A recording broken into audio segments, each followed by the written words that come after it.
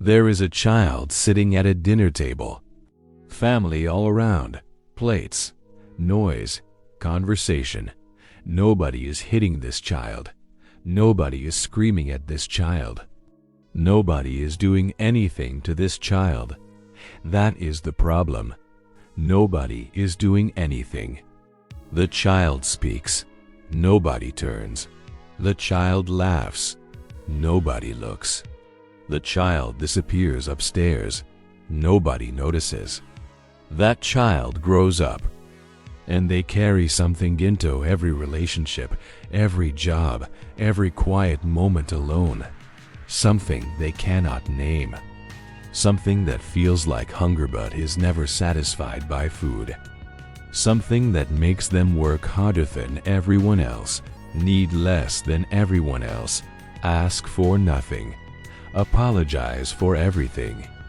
That child might be you. And what happened at that table was not nothing. It was one of the most damaging things a childhood can do to a person. Here's what the science says. In 1975, developmental psychologist Edward Tronick conducted an experiment that disturbed everyone who watched it. He called it the still face experiment. A mother sits facing her infant. They interact normally, smiling, responding, connected. Then, on instruction, the mother goes completely blank, still face. No expression, no response, no acknowledgement. The baby tries everything. Smiles, points, reaches out, makes sounds, waves, nothing. Within 90 seconds, the baby begins to collapse, turns away, hunches over, withdraws completely.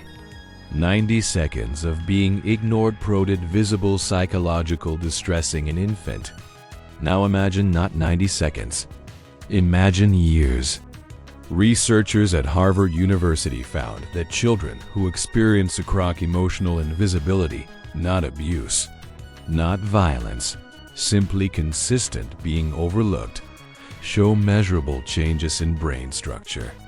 Specifically in the prefrontal cortex, the region responsible for self-worth, emotional regulation, the ability to form secure attachments. The brain of an ignored child develops differently. Not broken, different. Wired for a world where their needs do not matter. Here is what nobody tells you about ignored children. They do not becometh ones who fall apart. They become the ones who hold everything together. The highest performer in the office. The one who never complains. The one who says, "I'm fine," before you finish asking. The one who gives everything and asks for nothing in return. They look fine, better than fine. They look strong. But here is what is actually happening under that strength. They learned one devastating lesson at that dinner table. That needing things does not work. That asking for this is nothing. That the only way to matter is to be so useful, so capable, so low maintenance, that people cannot afford to ignore you. Psychologists call fishy per self-reliance, not confidence. A wound-wearing confidence as a costume. The ignored child becomes the adult who cancels their own needs before anyone else can cancel them first. Who minimizes their pain because somewhere deep in their nervous system there is a memory of expressing pain to an empty room and learning that the room does not answer. Now here is where this gets genuinely uncomfortable. The ignored child grows up and unconsciously recreates the dynamic they grew up in, not because they want to, because it is familiar. They are drawn to people who are emotionally unavailable, who give just enough warmth to keep them trying, but never enough to make them feel truly seen. They mistake consistency for boredom. They mistake availability for weakness. They are most attracted to people who make them work for attention, Because working for attention is the love language Ethe learned first. And when someone genuinely available comes along, someone warm, present, consistent, the ignored child feels nothing. Or worse, they feel suspicious. Because a person who freely offers attention does not match the template, does not feel like love, feels like a trap. Dr. Lindsay Gibson, clinical psychologist and author of Adult Children of Emotionally Immature Parents, spent 20 years studying this exact pattern. Her finding: adults who were chronically ignored in childhood spend their entire adult life searching for the emotional attunement they never received from people who are fundamentally incapable of providing it, recreating the wound, hoping for a different ending, getting the same one every time. You might be carrying this without knowing it. These are the specific signs. You over-explain yourself constantly, as if you need to justify a right to exist in every conversation. You feel uncomfortable being the center of attention, even when it is positive attention, even on your birthday. You apologize for things that are not your fault, reflexively, before anyone has even reacted. You feel a specific kind of loneliness, not the loneliness of being alone, but the loneliness of being in a room full of people and feeling invisible anyway.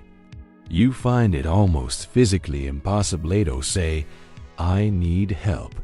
And when someone asks how you are doing, really asks, you feel a sudden panic. Because nobody prepared you for what to do when someone actually wants to know.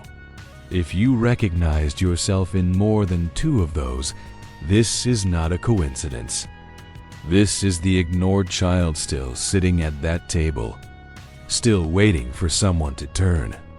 Here is what that child needed to hear, and what you might need to hear now. Being ignored did not mean you were not worth noticing. It meant the people around you did not have the capacity to notice you properly. That is their limitation, not your value. The hunger you have carried for someone to truly see you, to truly ask, to truly stay, is not neediness. It is the most human thing about you. You learn to make yourself small in a world that should have made room for you. You learn to need nothing from people who should have given you everything. And you have been carrying that lesson into every room you have walked into since you were old enough to walk. The work, and it is work, is to learn that the room can answer now. That asking is not pointless. That needing things is not a burden. That you do not have to earn the right to be seen. You never did. Subscribe to Psychora, because understanding yourself is not weakness. It is the beginning of everything.